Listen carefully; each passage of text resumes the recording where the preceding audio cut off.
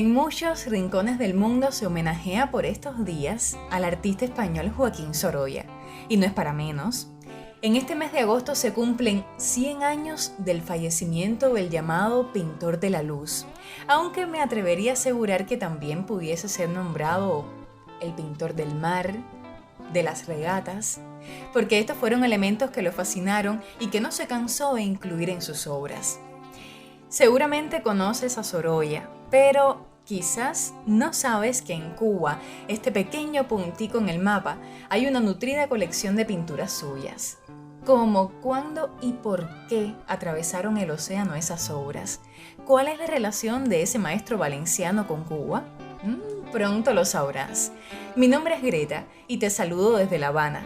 Estoy muy bien acompañada por mis amigas Jenny y Gretel, a quienes ya le estoy dando la bienvenida. Hola a todos. Buenas, te extrañamos, señorita. Ay, sí, al fin de nuevo las tres juntas, ¿eh? Yo también las extrañé. Gracias a todos los fans que me escribieron diciéndome que me extrañaban. Uy, como está de Queen. Le ponemos la alfombra. Haciéndose sentir desde el principio. Y miren, yo voy a ver cuál es el relajito ese que ustedes tenían armado durante mis merecidas vacaciones. ¿Qué relajito? Que si episodio de la Gretu, que si qué rico. Yo me voy a poner celosa. Bueno, pero si tú estabas muy divina en la playa, ¿qué tú querías que hiciéramos nosotras? ¿Llorar? Bueno, no hubiera estado mala que una lagrimita por mi ausencia, ¿eh? Yo creo que además de la playa, tú fuiste a algún cursito de verano de actuación.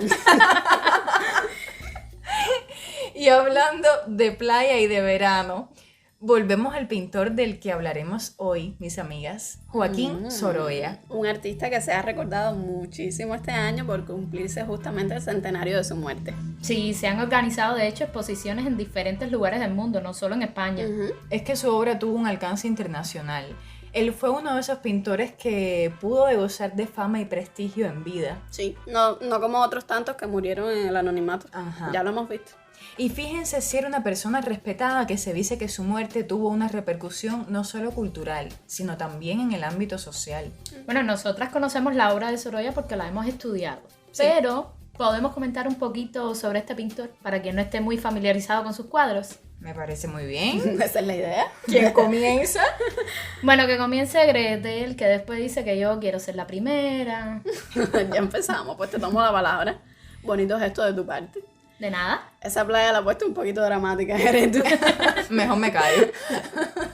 Y bueno, ya en serio. Joaquín Sorolla vivió entre 1863 y 1923 y nació en Valencia, en España, con costas al Mediterráneo. Eso explica que el mar estuviera tan presente en sus obras. Claro. De ahí también sus escenas veraniegas, sus regatas, sus barcas. Se dice que iba a pintar a la mismísima playa sin importar cuán intenso fuera el sol de los veranos, precisamente para sentir las escenas que iba a plasmar en sus lienzos. Y su manera de pintar es fácilmente reconocible, Sí. ¿verdad? No solo por los temas, sino por las pinceladas fluidas, sueltas, por los colores vibrantes que empleaba. No debemos perder de vista que en los viajes que realizó a París conoció de cerca a los impresionistas y que en su obra se perciben muchísimo los rasgos de este estilo. El mismo gusto por pintar al aire libre, Exacto. por ejemplo. Dicen que Sorolla cargaba con los lienzos y las pinturas para la playa y que ahí en la arena improvisaba un taller con toldos y sombrillas para que la luz no incidiera directamente sobre el lienzo en el que estaba pintando. ¡Qué maravilla! Ahí ve hasta una anécdota que no sé cuán cierta sea, que cuenta que una vez uno de los caballetes de Sorolla salió volando con el viento y hasta golpeó a un bañista. ¿No? Tremendo. Y otras chicas lo han llamado luminista, por Sí. la maestría con que pintaba la luz en sus cuadros. Sí. Es que su obra es difícil de encerrar dentro de una clasificación. Es un estilo peculiar. Muy Sí, único. claro. Además de que es usual que los pintores atraviesen por diferentes etapas dentro de su carrera. Claro. Por supuesto. Y Sorolla, aunque nació en Valencia, vivió gran parte de su vida en Madrid. Esto no lo podemos perder de vista. Ahí fue realmente donde consolidó su éxito. Sí. De hecho, el Museo Sorolla, que es donde se encuentra una gran parte de las obras de este artista, está en el edificio donde él vivía y donde tenía su taller ahí en Madrid. Ahora bien, durante un tiempo se comentó que Sorolla había estado aquí en Cuba, cosa que no es cierta. ¿Qué me dicen sobre eso? Bueno, todo parece indicar que en algún momento de su vida, sobre el año 1907, Sorolla planeó venir a Cuba a exponer, ya fuera porque tenía amigos artistas y coleccionistas aquí, o porque sabía que su obra era admirada en la isla, o bueno, porque La Habana era un lugar donde cada vez se exhibía más el arte español. El caso es que no pasó de ser un deseo. Lamentablemente, ¿eh? Sí. Nunca se concretó. Entonces llega la gran incógnita. ¿Cómo se conformó la colección de obras de Sorolla del Museo Nacional de Bellas Artes de Cuba?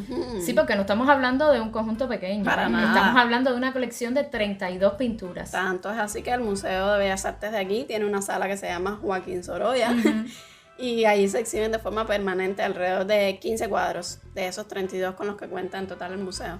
Y por demás, Gretu, son obras suyas representativas que Sí, permiten ver muchísimo. su evolución como pintor, sus cambios de estilo, Sí, lo que lo que hablábamos hace un estábamos hablando. momento, su etapa de madurez y de consolidación. Sí, están por ejemplo 2 retratos de sus hijas, que son famosísimos, uno de su hija María y el otro de su hija Elena. Son súper conocidos. Sí, ¿y cómo llegan entonces tantos Sorollas aquí, a Cuba? Buena pregunta. Ya está más preguntando. Sí, sí. Bueno, primero tenemos que confesar algo, Gretu. ¿Qué cosa? Sinceridad ante todo. Siempre. En un inicio nosotras no conocíamos muchos detalles al respecto. Ah, no, por supuesto. Pero nos entró curiosidad, como buenas historiadoras. Nos pusimos a indagar. Y leímos informaciones de los especialistas del museo también. Consultamos también otras fuentes. Y el caso es que descubrimos cositas súper interesantes. Cositas súper interesantes detrás de esas pinturas emblemáticas de Sorolla que estamos viendo desde que éramos unas niñas en el museo y que vamos a contar después de una pausita. Muy bien, para incrementar la expectativa. Sí. Esas Gretu no son fáciles. Cuando yo lo digo. Mira quién habla, Gretu. No. Estamos en Instagram, @huyelartepodcast. Qué rápidas somos, ¿eh? Yo me maravillo. Ya estamos de vuelta. Jenny, entonces, ¿cómo el Museo Nacional de Bellas Artes comienza a adquirir las pinturas de Sorolla? Continuamos con las preguntitas. Cuéntanos. Bueno, esta historia nos va a dejar boquiabierta más de una vez, ¿eh? Yo solo lo advierto. Cuenta. Primera obra de Sorolla que tuvo el Museo Cubano fue El niño comiendo sandía. ¿Y cómo lo obtuvo? Espérate.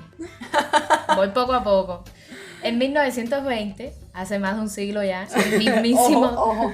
Sí, el mismísimo director de la institución cuando aquello, Antonio Rodríguez Morey, Sí. que por cierto era pintor y conocía muy bien la obra de Sorolla, fue hasta Madrid al estudio del artista y le compró esa obra por 4.000 pesetas. Precio Wow. bajito.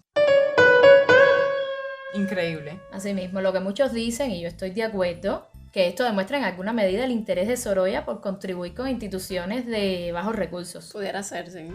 Pero si nos ponemos a analizar, en ese entonces no solo el museo debía estar interesado en adquirir piezas de Sorolla, porque también en Cuba había personas poderosas. Sí, Por supuesto, seguro. Gretu.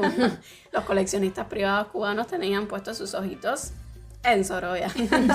Era como que el pintor estaba en el boom. Estaba de moda. Sí. Y pudiéramos preguntarnos entonces, bueno, ¿y por qué ese interés en Sorolla? Creo que influían varios factores ahí, ¿verdad? Sí, mira, primeramente Sorolla era español. Y como sabemos, Cuba y España tienen un vínculo histórico. Lo han tenido y lo siguen teniendo. Una fue colonia de la otra. Y aun cuando España dejó de dominar Cuba, esa relación se mantuvo. ¿Cómo no? España continuó siendo un paradigma a seguir por la isla.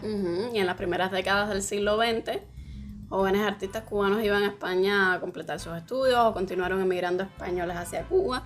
Pintores ibéricos venían a exponer sus obras aquí. Sí, sin dudas el intercambio continuó. Sí. Y al ser Sorolla un pintor de cierta reputación, adquirir una obra suya era sinónimo de estatus y de estar al nivel del referente europeo. O sea, tengo un Sorolla, soy una persona respetable. Aquí hay nivel. Sí. Nivelazo. Por ejemplo, desde finales del siglo XIX, Sorolla ya tenía un prestigio como retratista. Y dentro de la aristocracia colonial cubana, que mantenían vínculos estrechos con Madrid, donde radicaba el pintor en aquel entonces, pues nos faltaron estos encargos. El de la Marquesa de Balboa se cree que fue uno de estos primeros retratos encargados desde aquí, desde Cuba. Sí, exacto. Y otro factor que justificaba el interés por Sorolla en Cuba era la claridad que hay en sus cuadros y las escenas que mostraban. Súper lindo. Es que Sí. el mar y la luz son elementos constantes en la vida de los cubanos. Y esos elementos solían estar en los lienzos de Sorolla, así que era lógica la atracción por ellos. Claro, es que son escenas muy familiares para las personas que vivimos en una isla. El caso es que, como ya había comentado, no era solamente el Museo de Bellas Artes. Los coleccionistas cubanos también se las agenciaban para tener sus Sorollas. Algunos se los compraron directamente al pintor, como fue el caso de Ramón Osuna, que en 1920 adquirió Desnudo de mujer en un diván amarillo por 20.000 pesetas. Esa obra está preciosa. Sí, y más tarde coleccionistas como Alfonso Fanjul, Tomás Felipe Camacho, José Gómez Mena, adquirieron obras de Sorolla a través de subastas o de coleccionistas argentinos. Algunas de estas obras las estaremos poniendo en nuestro perfil de Instagram para aquel que quiera disfrutarlas, aunque sea de manera virtual. Por supuesto. Sí, porque a propósito de este episodio hicimos una visita al Museo de Bellas Artes. Las tres, ¿eh? Para volver a sentir frente a frente a Sorolla. Menos mal que existe el podcast, porque si no, es casi imposible coincidir las tres en el mismo lugar, fecha y de ahí esa playa. Ay, la playa. Tenemos que coincidir en la playa. Yo estoy por pensar que lo del Difícil. cursito, Gretu, yo estoy por pensar que lo del cursito de actuación de verano es verdad. Ya te lo Por favor, digo yo. pónmela cortito, vamos a hacer una pausita.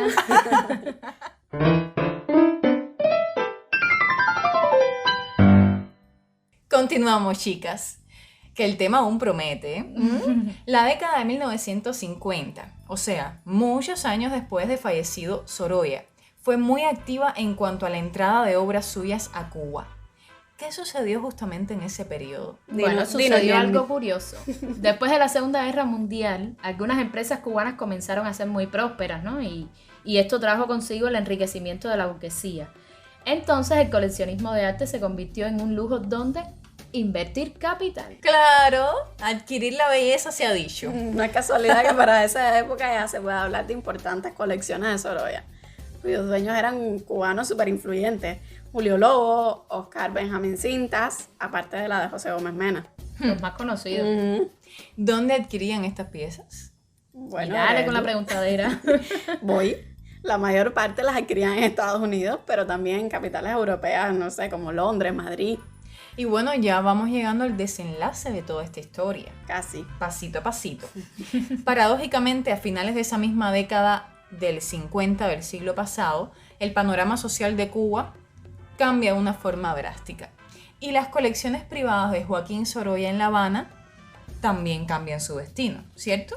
Pues sí, en 1959 la Revolución Cubana llega al poder y bueno, muchos hombres de negocio, coleccionistas, entre ellos la familia Fanjul y la Gómez Mena, que habían hecho fortunas con la industria azucarera cubana, abandonan el país. Y de una manera bastante precipitada, así, rápida. Exactamente, dejando atrás, bueno, propiedades, objetos personales de toda clase, colecciones de arte. También hay que tener en cuenta que la mayoría de esas personas pensaban retornar a la isla en un momento no muy lejano. Esa era la idea, sí. Supuestamente era algo temporal.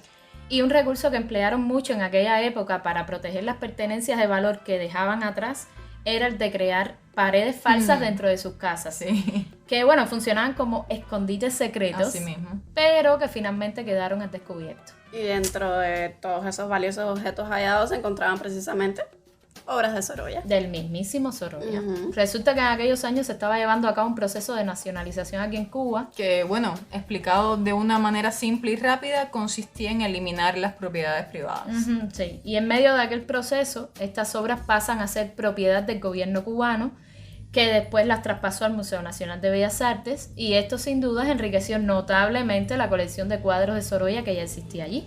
Entonces ese fue el largo camino mediante el cual se fue conformando la voluminosa colección de Joaquín Sorolla que se encuentra hoy en La Habana y que a muchas personas extranjeras tanto sorprende.